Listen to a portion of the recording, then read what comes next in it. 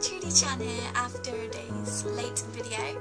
This is my reaction to Junjou Romantica episode 2. Today I'm going to be talking about two specific scenes in the episode yesterday that I really had highlights on. I remember the part where Usagi-san received a call from his father telling that if he gets upset or upsets Misaki, that they won't fit to be together. They weren't boyfriend material, which is kind of, it doesn't really make sense from what I just said. But the two scenes that I want to talk about today are when Usagi-san starts acting strangely around Misaki and it becomes an awkward atmosphere. And then the other scene that I want to talk about is when they went to the beach and it was kind of becoming heart-pounding. But I would probably say the beach scene was the best. Why wouldn't it be? Because that was meant to be the main scene anyway. I like the way they were making a mountain, and then as soon as they got to the end, Usagi-san grabbed Misaki's hand.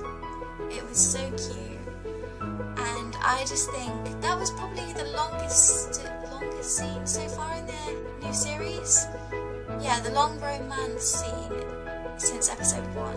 Episode 1's romance scene, where they were doing stripping the bed and everything, basically changing the sheets, it seemed kind of short, if you know what I mean.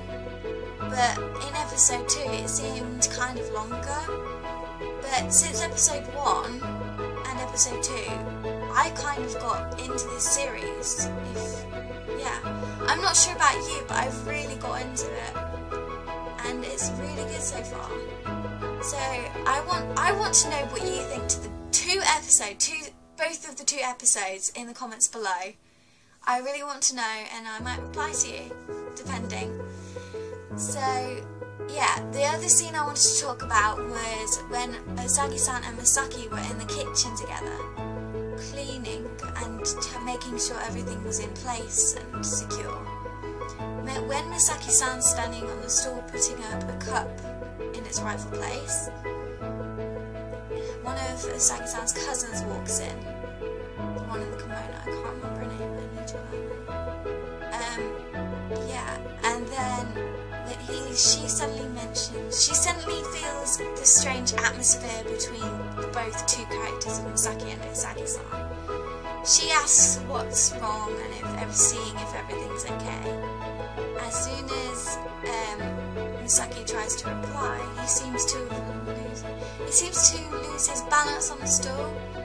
But what I liked about it, as soon as he lost his balance, Usagi-san managed to try and catch him in his arms, but he felt this awkward atmosphere doing it. He didn't want it. It was like Usagi-san didn't want to put this awkward impression, or he didn't want Misaki to get his hopes up. So he let go of Misaki and he lost his balance yet again, but luckily the work surface, that's what it's called, the work surface was there to stop him. It was like some sort of brake on a bike or whatever. But I was like, I didn't really want it that way, but it was weird. I liked the way Misaki looked concerned after he hit the surface, the work surface top. But they're the two scenes that I'm focusing on for this reaction, because they're the ones that mainly caught my eye. But I'm going to try and make the reaction for next week longer, if you know what I mean. Because these videos don't seem to be like really long, but this was like 4 minutes now, I don't know. So yeah, that was pretty much all I've wanted to talk about, but I think I've probably talked a whole load of crap to you guys anyway, but I hope you understand of what I'm seeing. I would like to know what you thought of episode 2 down below in the comments. That would really be helpful, and I would really like to know what you think.